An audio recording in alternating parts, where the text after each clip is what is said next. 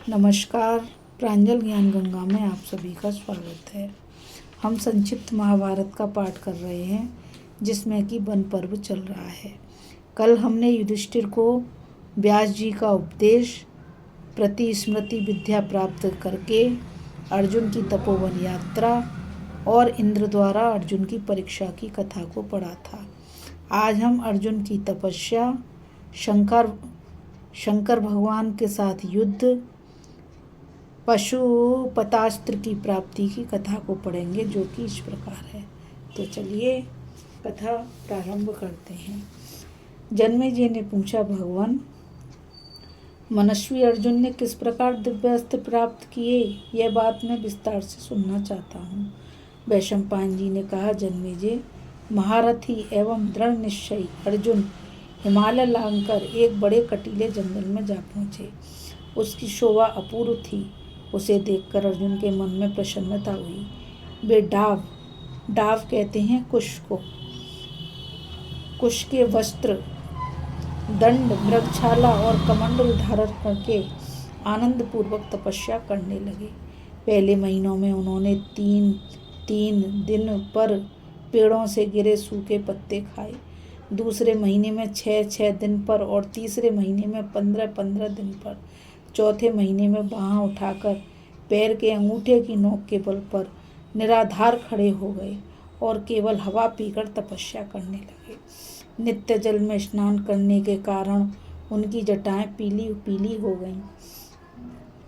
बड़े बड़े ऋषि मुनियों ने शंकर भगवान के पास जाकर प्रार्थना की। उन्होंने कहा, भगवान, अर्जुन की तपस्या के तेज से दिशाएं धूमिल हो गई हैं। भगवान शंकर ने उनसे कहा, मैं आज अर्जुन की इच्छा पूर्ण करूंगा। बोलो श्री शंकर भगवान की जय। ऋषियों के जाने पर भगवान शंकर ने सोने का सा दमकता हुआ भील का रूप ग्रहण किया। सुंदर धनुष, सर्पाकार बाण लेकर पार्वती के साथ वे अर्जुन के पास आए। बहुत से भूत प्रेत भी वेश बदलकर भील भिलनियों के वेश में उनके साथ हो लिए। भील वेशधारी भगवान शंकर ने अर्जुन के पास आकर देखा कि मूक दानव जंगली सूकर का भेष धारण कर तपस्वी अर्जुन को मार डालने की घात देख रहा है। अर्जुन ने भी सूकर को देख लिया। उन्होंने गांडीव धनुष पर सर्पाकार बाण चढ़ाकर धनुष टंकारते हुए मूक दानव से कहा, दुष्ट, तू मुझ निरपराध को मारना चाहता है, इसलिए मैं तुझे पहले ही यमराज के हवाले करता हूँ। जो ही उन्होंने बाण छोड़ना चाहा, भील वेशधारी शिव जी ने रोककर कहा कि मैं पहले से ही इसे मारने का निश्चय कर चुका हूँ, इसलिए तुम इसे मत मारो। अर्जुन ने भील की बात की कुछ भी परवाह न करके शूकर पर बाण छोड़ दिया। शिव जी ने भी उसी समय अपना वज्र सा बाण चलाया। दोनों के बाण मूक के शरीर पर जाकर टकराए। बड़ी भयंकर आवाज हुई। इस प्रकार असंख्य बाणों से शूकर का शरीर बिध गया। वह दानव के रूप में प्रकट होकर मर गया। अब अर्जुन ने भील की ओर देखकर कहा,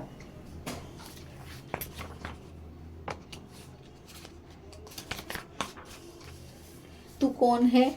इस मंडली के साथ निर्जन वन में क्यों घूम रहा है? यह शूकर मेरा तिरस्कार करने के लिए यहाँ आया था। मैंने पहले ही इसको मारने का विचार भी कर लिया था, फिर तूने इसका वध क्यों किया? अब मैं तुझे जीता नहीं छोड़ूंगा। भील ने कहा, इस शूकर पर मैंने तुमसे पहले प्रहार किया है। मेरा विचार भी तुमसे पहले का था। यह मेरा निशाना था, मैंने ही इसे मारा है। तुम तनिक ठहर जाओ, मैं बाण चलाता हूँ। शक्ति हो तो सहो, नहीं तो तुम ही मुझ पर बाण चलाओ। भील की बात सुनकर अर्जुन क्रोध से आग बबूला हो गए। वे भील पर बाणों की वर्षा करने लगे। अर्जुन के बाण जैसे ही भील के पास जाते, वह उन्हें पकड़ लेता। भील वेशधारी भगवान शंकर हंसकर कहते कि मंदबुद्धे, मार को मार, तनिक भी कमी न कर। अर्जुन ने बाणों की झड़ी लगा दी। बोलो भील वेशधारी भगवान शंकर की जय। दोनों ओर से बाणों की चोट होने लगी। भील का एक बाल भी बांका न हुआ। यह देखकर अर्जुन के आश्चर्य की सीमा न रही। अर्जुन कुड़ कर बाण छोड़ते और वे हाथ से पकड़ लेते। अर्जुन के बाण समाप्त हो गए। अब अर्जुन ने धनुष की नोक से मारना शुरू किया। भील ने धनुष भी छीन लिया, तलवार का प्रहार किया। तो वह दो टुकड़े होकर जमीन पर गिर पड़ी।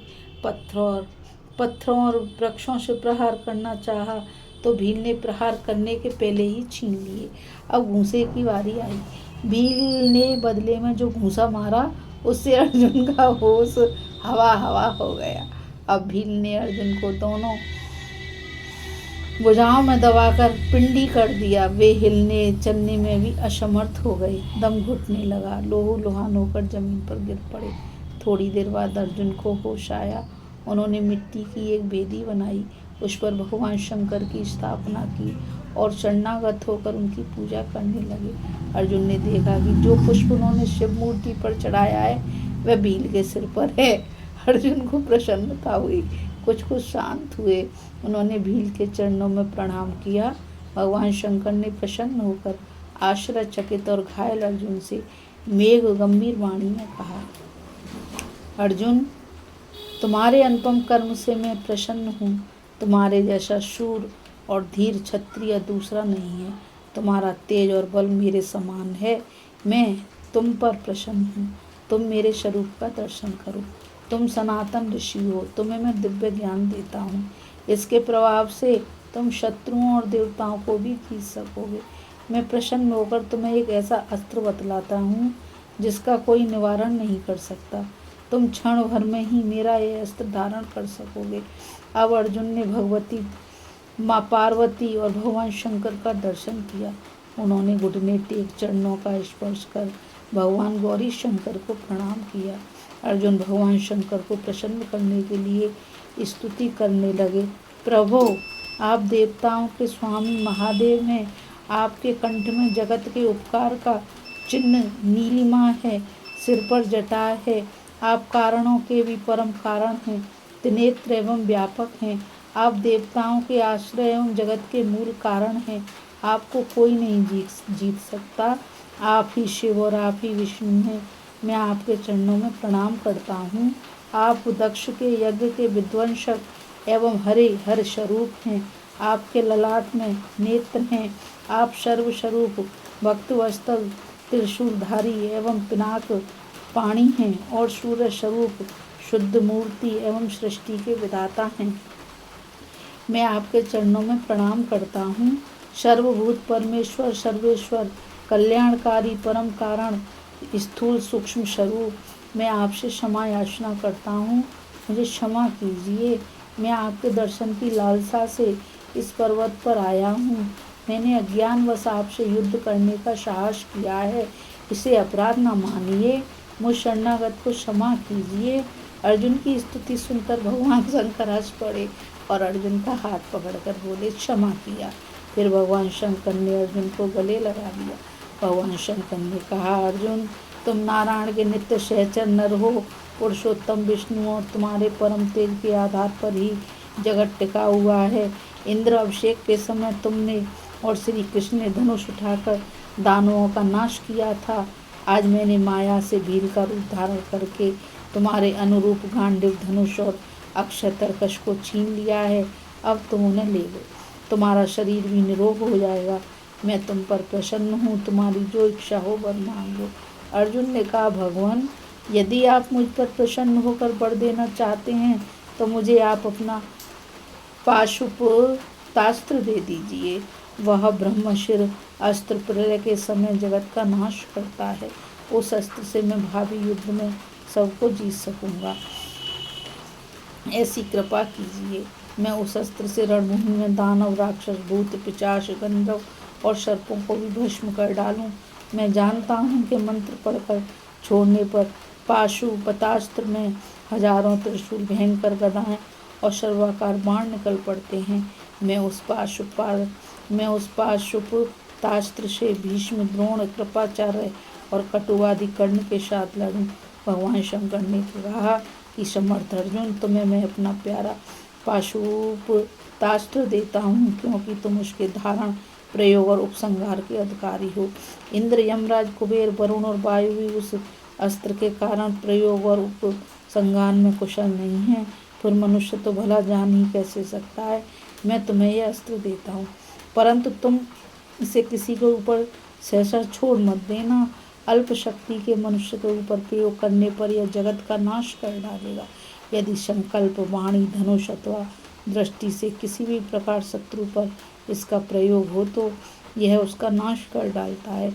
अर्जुन स्नान करके पवित्रता के साथ भगवान शंकर के पास आए और बोले कि अब मुझे पाशुपतास्त्र की शिक्षा दीजिए। महादेव जी ने अर्जुन को प्रयोग से लेकर उपसंहार तक सब तत्व रहस्य समझा दिया। अब पाशुपतास्त्र मूर्तिमान काल के समान अर्जुन के पास आया। उन्होंने उसे ग्रहण कर लिया। उस समय पर्वत, वन, समुद्र, नगर, गांव और खानों के साथ सारी पृथ्वी डगमगाने लगी। भगवान शंकर ने अर्जुन को आज्ञा दी, अब तुम स्वर्ग में जाओ। अर्जुन भगवान शंकर को प्रणाम करके हाथ जोड़े खड़े रहे। भगवान शंकर ने गांडीव धनुष अपने हाथ से उठाकर अर्जुन को दे दिया। वे अर्जुन के सामने ही आकाश मार्ग से चले गए। अर्जुन की मानसिक स्थिति बड़ी विलक्षण हो रही थी। वे सोच रहे थे कि आज मुझे भगवान शंकर के दर्शन मिले। उन्होंने मेरे शरीर पर अपना वरद हस्त फेरा। मैं धन्य, आज मेरा काम पूर्ण हो गया। अर्जुन यही सब सोच रहे थे कि उनके सामने वैदुर्य मणि के समान कांतिमान जलचरों से गिरे जलाधीश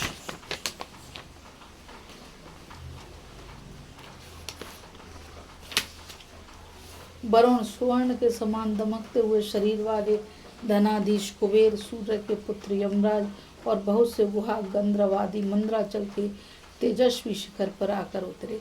कुछ ही क्षण बाद देवराज इंद्र भी इंद्राणी के साथ ऐरावत पर बैठकर देवगणों के सहित मंद्राचल पर्वत पर आए। सब देवताओं के आ जाने पर धर्म के मर्मज्ञ यमराज ने मधुर वाणी में कहा, अर्जुन देखो, सब लोकपाल तुम्हारे पास आए हैं। आज तुम हम लोगों के दर्शन के अधिकारी हो गए हो, इसलिए दिव्य दृष्टि लो, हमारा दर्शन करो। तुम सनातन ऋषि नर हो, तुमने मनुष्य रूप में अवतार ग्रहण किया है। अब तुम भगवान श्री कृष्ण के साथ रहकर पृथ्वी का भार मिटाओ। मैं तुम्हें अपना यह दंड देता हूँ, जिसका कोई निवारण नहीं कर सकता। अर्जुन ने आदर के साथ वह दंड स्वीकार किया। उसका मंत्र पूजा का विधान तथा प्रयोग, उपसंहार की विधि भी सीख ली। वरुण ने कहा, अर्जुन मेरी ओर देखो, मैं जलाधीश पर हूँ। मेरा बानर पाश युद्ध में कभी निष्फल नहीं होता। तुम इसे ग्रहण करो और युद्ध में कभी निष्फल ना हो, और छोड़ने लौटाने की गुप्त विधि भी सीख लो। तारकासुर के घोर संग्राम में इसी पाश से मैंने हजारों दैत्यों को पकड़कर कैद कर लिया था। तुम इसके द्वारा चाहे जिसको कैद कर सकते हो। अर्जुन के पास स्वीकार कर लेने पर धनाधीश कुबेर ने कहा, अर्जुन तुम भगवान के नर रूप हो। पहले कल्प में तुमने हमारे साथ बड़ा परिश्रम किया है, इसलिए तुम मुझसे अंतर्ध्यान नामक अनुपम शस्त्र ग्रहण करो। यह बल, पराक्रम, यह तेज देने वाला अस्त्र मुझे बहुत ही प्यारा है। इससे शत्रु सोए से होकर नष्ट हो जाते हैं। भगवान शंकर ने त्रिपुरासुर को नष्ट करते समय इसका प्रयोग करके असुरों को भस्म कर डाला था। यह तुम्हारे लिए ही है, तुम इसे धारण करो। अर्जुन के स्वीकार कर लेने पर देवराज इंद्र ने मेघ गंभीर वाणी से कहा, प्रिय अर्जुन, तुम भगवान के नर रूप हो। तुम्हें परम सिद्धि, देवताओं की परम गति प्राप्त हो गई है। तुम्हें देवताओं के बड़े बड़े काम करने हैं और स्वर्ग में भी चलना है। इसके लिए तुम तैयार हो जाओ। मातली सारथी तुम्हारे लिए रथ लेकर आएगा। उसी समय मैं तुम्हें दिव्य अस्त्र भी दूंगा। इस प्रकार सभी लोकपालों ने प्रत्यक्ष प्रकट होकर अर्जुन को दर्शन और वरदान दिए। अर्जुन ने प्रसन्नता से सबकी स्तुति एवं फल फूल आदि से पूजा की। देवता अपने अपने धाम को चले गए। बोलो श्री नर नारायण भगवान की जय।